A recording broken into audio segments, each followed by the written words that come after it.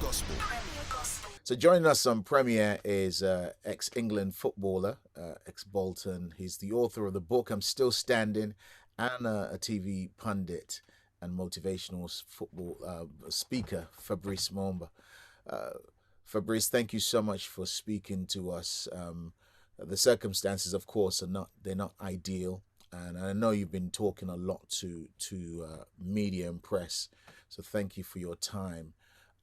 First question, really, which you've been asked a million times, but for you as a man of faith you've literally come back from the dead, and just in March, actually, I noticed March this year, you were celebrating, looking back 9 years on your Instagram, saying, 9 years ago, yada yada yada, I went through this, and you were really thanking God.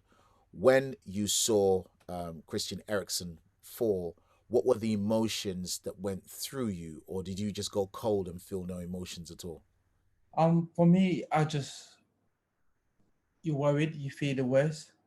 And then as you said, you haven't seen on my tweet, all I said, please God. So it's a way of just worrying that just said this is not gonna happen again. This can't be another accident where, you know, the situation need to be the outcome need to be good. If it's worse, then this is not what we want to hear.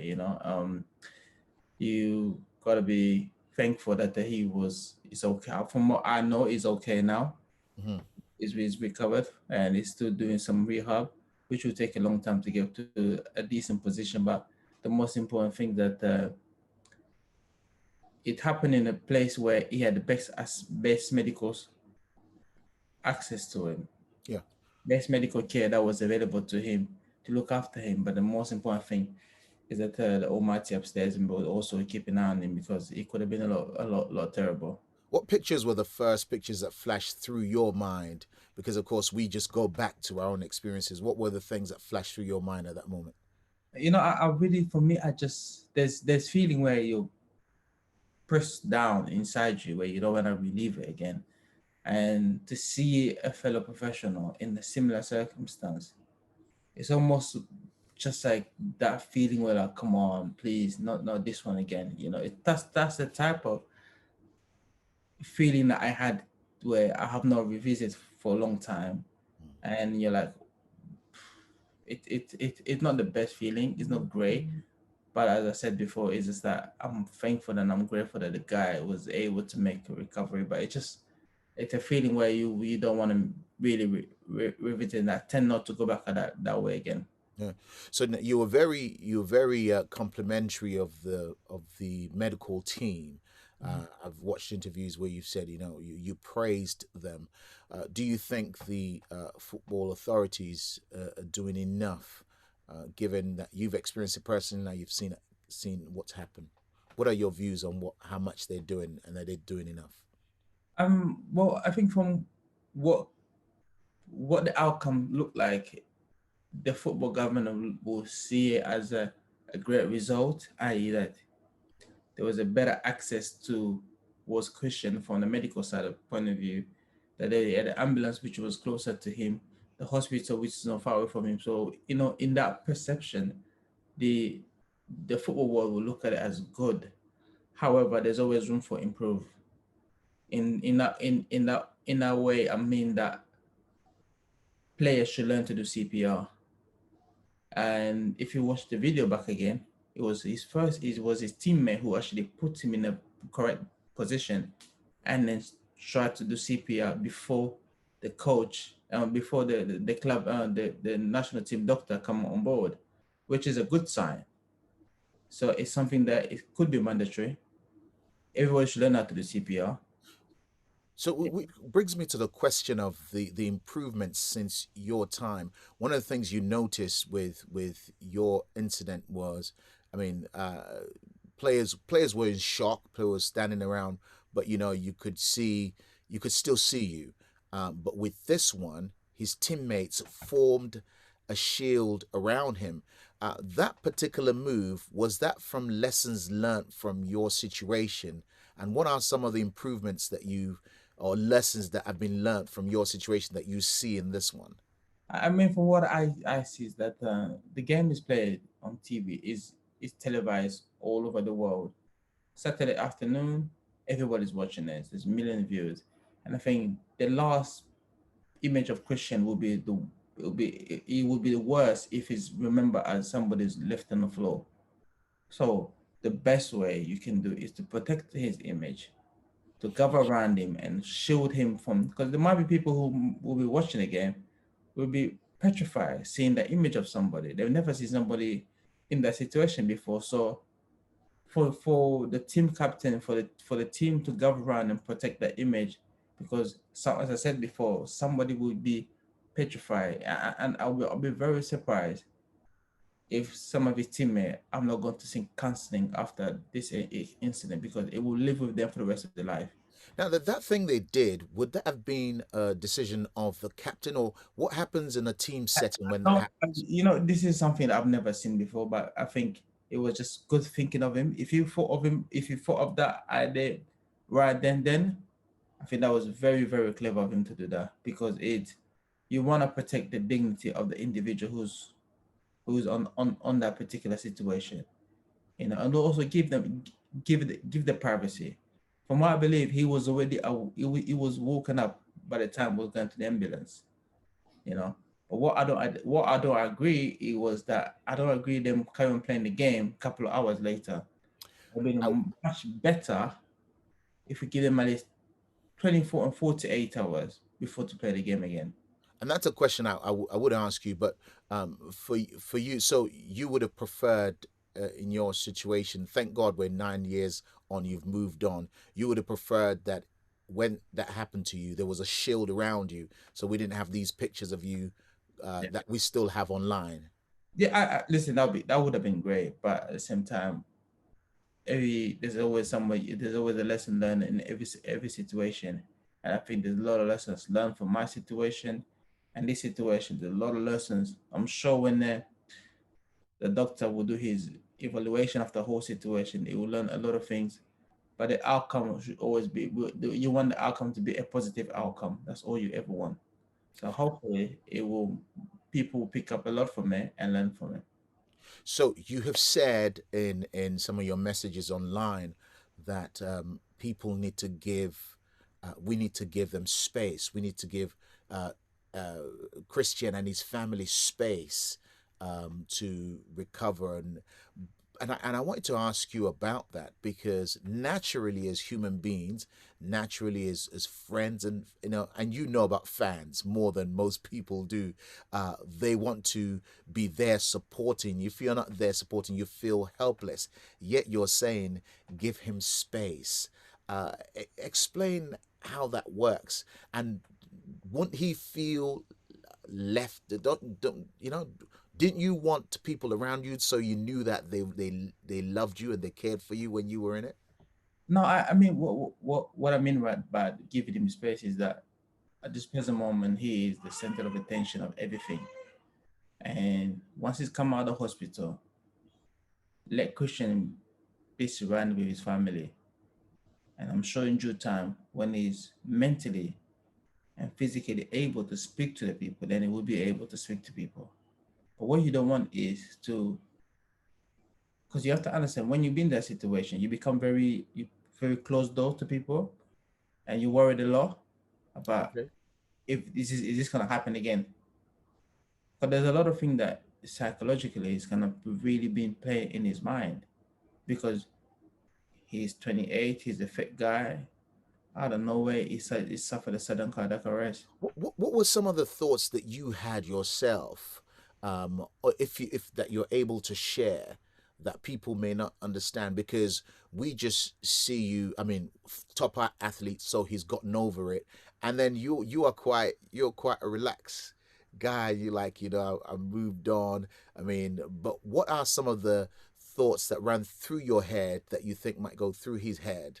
I mean, just that have a going forward, his life is never going to be the same again. That's in terms of medical situation wise, you because you question him anyway, even though nobody knows the cause of this accident. people always question how come you did this to him. Nobody knows the answer for it. And I hope that in due time people do the exam and everything else will find that Christian will find that the whole idea will happen to him. But you just need to be covered and protected by your friends and family rather than be out there every single time, Mhm. and just try to take step by step. Don't try to run before you can grow. Just take step by step and slowly build up your courage, because you almost question yourself like, why is this happened to me? Yeah. There's a lot of question in your mind where you're like, why, how come, and And I then mean your situation, like his partner was very present. I mean, his partner ran onto the pitch. Um, what did your now wife, um, as you've journeyed the years with her, say to you has been some of the useful things that have helped her get through the trauma of seeing you that. I mean, everybody worried about the person who's on the floor. People forget about the partner who was with this individual every single day. She probably sees him as a not just Christian, as healthy husband and all of that. But then people tend to forget that the partner probably suffered the most out of it than anybody else. Is the partner, his children, and his family. Because to them it's just is that's that's his husband, and that's his father. That's the father of his children. To the public, he is a footballer. So the effect, the impact that would have on her, she would definitely she would definitely need counseling, because that would have been, when I remember I've seen a picture of her with the captain crying. That would have been the loss of her seeing him on the floor like that and And never of course, continue. she'll be aware. She will be also aware of the history and your situation. So she's probably thinking the worst is going to happen. But for you, your family, and your wife, how much did because I mean, you're very open about your faith, your Christian faith. How much did your Christian faith pull your wife through the situation? I mean, she's a believer, and we take every single day, every day as it come. We pray, we hope for God's grace, mercy, in this particular time. But what we also ask for just strength to go to pass through this wavering time, because it's very difficult, and nobody knows, nobody knows the cause of it. Nobody knows the outcome of it. But Mhm. maintain you always stay strong in prayer through this difficult time. Right. And when you pray, you get a strength from praying. Now, talking about prayer, one of the things that was shown on TV were that people were literally standing up praying, and I know of people who are watching on TV who also were praying, and like with your situation, the whole country came to a standstill. I mean, the front of, I think it was the Sun or Mirror, had prayers on it, which has never happened again. Some people, the BBC have received complaints from some people about the continuing broadcast of the pictures. What are your views on that? Do you think Um, it stopped, or it was okay to carry on? I mean, on in that, as I said before, some people will be traumatized from it, but I think it'd be better if they cut it and bring it back to the studio. Because then when they brought it back to the studio, Alex Scott and Fabregas, they couldn't even speak; they were all crying. Wow. So, what what can you do at that particular moment? People who want to watch somebody cry, or I don't want to. Oh, I would. It's very difficult on that in terms of speaking how the BBC should have done, Mhm. but it would have been much better if they move it back to Gary and he just explained the situation, because the other two guys were not able to cope with the situation being in the studio. So focus on the anchorman and let him speak and explain the situation, Mhm. and trying to find a way to kill time off before you bring it back to the stadium to give more information. Yeah, I'm almost done, and thank you so much for sharing with us briefly, and I'll finish with you. But on a slightly different note, years ago, you experienced racism which actually ended up in I think a chap being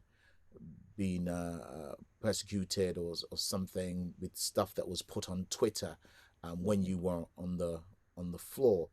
Um, that's after you collapsed. That's 9 years ago. Black players are still subject to insults, to racism, all sorts.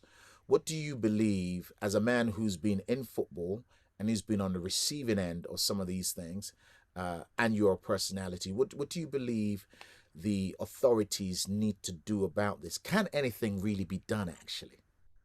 You know, this thing about you have to educate people about race, such and such. I find it a bit insulting in a way that I feel like one more as an individual have to do, one more that's as an individual have to do to to explain yourself. We're in the 21st century. People need to understand that there will be interracial marriage. This new upcoming generation will be mingled with other people anyway. So if you don't agree with it, keep your opinion to yourself and just let the other individual to move on with their life. Instead of insulting somebody's skin color, what's the point? What do you achieve from it? There's nothing to achieve from it. So Fabrice, the FA's encourage people not to boo when people are taking the knee. Yet on at the game, some fans. The best way to say it, not the best way to say it, it's called lip service. What's that mean? Lip service. What do you mean? Lip service from? It's lip service. Where's the action? Lip service. Point blank and simple. It's lip service.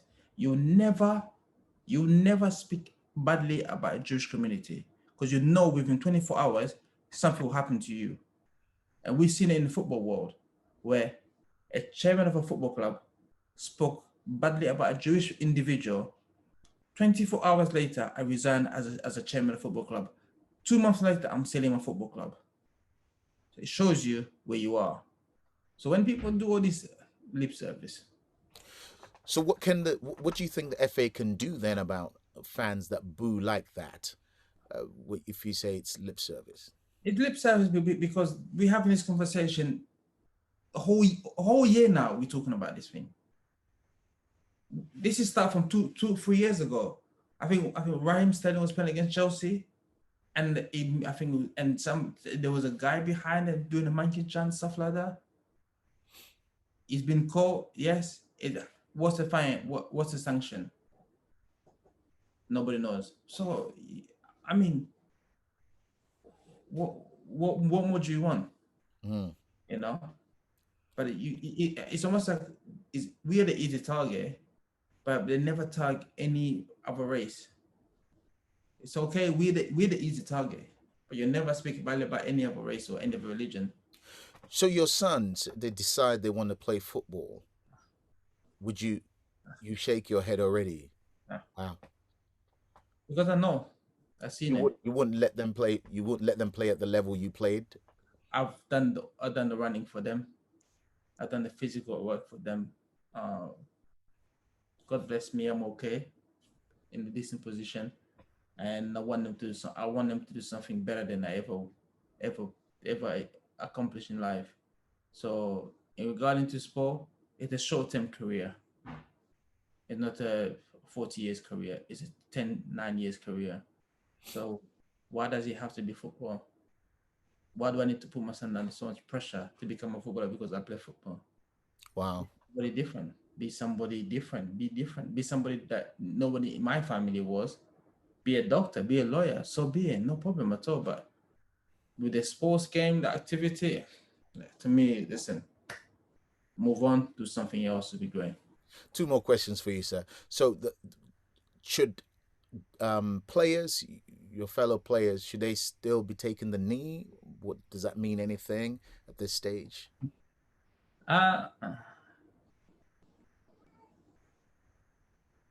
The Premier League is not a reflection of what is in the pitches.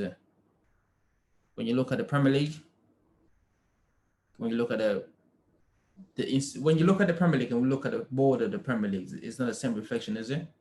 In terms of the color of players and the color of managers, it's not the same reflection.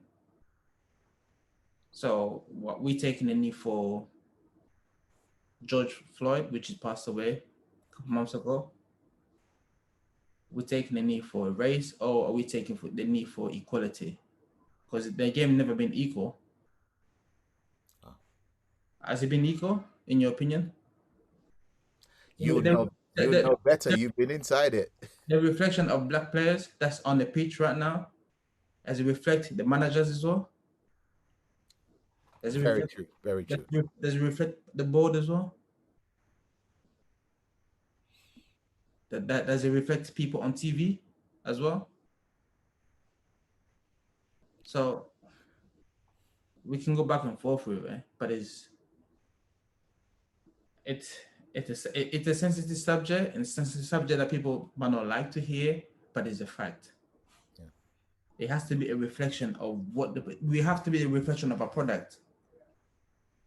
So if our product don't reflect, just look at the England team. Just look at the England team.